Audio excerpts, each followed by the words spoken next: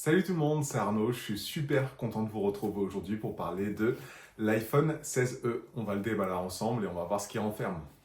Comme je viens de le dire, cette vidéo c'est qu'un déballage. Du coup, si jamais un test complet de l'iPhone 16e vous intéresse, n'hésitez pas à vous abonner, ça arrivera très bientôt, sûrement la semaine prochaine, mais je prévois aussi de faire plusieurs autres vidéos autour de cet iPhone 16e.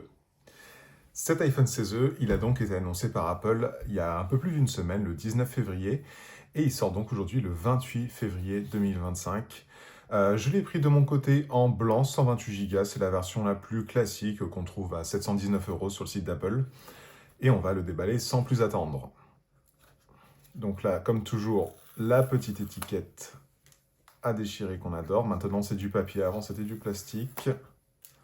Toujours dans des efforts de neutralité carbone, puisqu'Apple prévoit d'obtenir la neutralité carbone totale d'ici 2030. Et on est donc tout de suite accueilli par cet iPhone 16e. Je le trouve vraiment magnifique. Je trouve qu'il a une simplicité, quelque chose que on retrouve sur aucun autre iPhone. Le fait qu'il ait un seul appareil photo au dos, je trouve ça vraiment esthétique. Perso, c'est une simplicité que j'aime beaucoup et qu'on devrait d'ailleurs retrouver avec les nouveaux iPhones et notamment l'iPhone 17R à la fin de l'année. On en a parlé déjà en vidéo. Il est très anguleux, beaucoup plus qu'un iPhone 16 par exemple, où on a vraiment une courbure depuis les iPhone 15 sur les tranches. Là, on est sur le châssis quasiment d'un iPhone 14, je pense que c'est même quasiment identique. On a à ceci près le bouton action sur le côté, les boutons de volume, et on voit que vous avez ici un magnifique port USB-C. Et dans la boîte, vous avez forcément un câble USB-C et un éjecteur de carte SIM.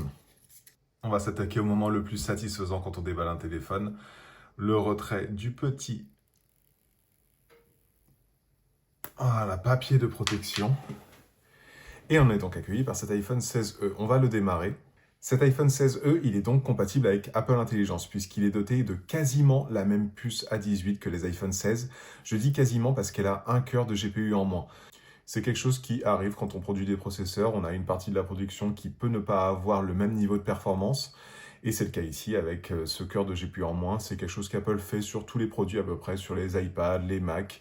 On a généralement des configurations entrée de gamme avec des cœurs de GPU en moins. Grosse nouveauté de cet iPhone SE, si on le compare par rapport aux anciens iPhone SE, c'est la présence de Face ID. Ce capteur photo d'ailleurs, c'est exactement le même capteur photo qu'on a sur les iPhone 16, le même capteur principal. On n'a pas de capteur ultra grand angle sur cet iPhone, par contre vous allez avoir un zoom quasiment numérique. Ça va être un crop sur le capteur pour pouvoir faire un zoom x2 et c'est quelque chose que je trouve très intéressant grâce à ce capteur justement de 48 millions de pixels, c'est qu'on puisse obtenir des nouvelles perspectives sur nos photos.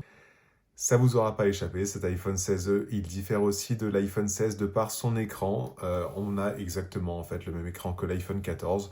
On retrouve ici l'encoche pour abriter les capteurs qui renferment Face ID. Et il a également la même luminosité, donc il sera un petit peu moins lumineux que l'écran des iPhone 16. Et c'est bien évidemment un écran 60 Hz. On n'aura pas de ProMotion comme on peut l'avoir sur les iPhone 16 Pro. Et puisqu'on a le même châssis que l'iPhone 14, cet iPhone 16e n'a pas non plus le bouton commande de l'appareil photo. Ça, pour être honnête, c'est pas quelque chose qui va vous manquer, surtout qu'on va pouvoir accéder à Visual Intelligence avec le bouton action. Donc à ce moment-là, je vois quasiment aucune utilité à ce bouton commande de l'appareil photo. Je sais que moi, j'utilise déjà quasiment plus sur mon iPhone 16 Pro. Mais c'est vrai que le plus gros compromis pour moi de cet iPhone 16e, c'est l'absence de MagSafe. C'est quelque chose que j'ai du mal à m'expliquer très honnêtement parce que des aimants, c'est pas ce qui coûte cher. C'est une technologie qui est présente sur tous les iPhones depuis l'iPhone 12. Donc ça fait bientôt 5 ans. Et du coup, si jamais vous essayez d'utiliser un chargeur MagSafe, vous verrez que ça s'aimante un petit peu. Je pense que c'est tout simplement les bobines de rechargement sans fil qui sont quand même au dos, qui agrippent un petit peu les aimants, mais pas assez pour pouvoir vraiment faire de la recharge MagSafe. Vous voyez que si j'utilise par exemple un porte-carte MagSafe, ça va tenir mieux que ce que j'aurais pensé, très honnêtement, mais pas assez pour le mettre avec confiance dans une poche de jean. Un autre compromis qu'Apple a fait sur cet iPhone 16e, c'est l'absence de puce ultra wideband. C'est quelque chose qui est ultra pratique et qui est présent depuis l'iPhone 11 quand même, et qui permet justement, si vous avez des AirTags, de les géolocaliser de manière extrêmement précise avec la flèche qui vous guide dans l'interface jusqu'à votre AirTag. C'est quelque chose que j'explique pas, surtout qu'on devait avoir justement des rumeurs sur une seconde génération d'AirTag durant le courant de l'année. En tout cas, voilà, c'était qu'un déballage très rapide de cet iPhone 16e. Moi, je le trouve juste magnifique en tout cas. Dites-moi ce que vous en pensez dans les commentaires.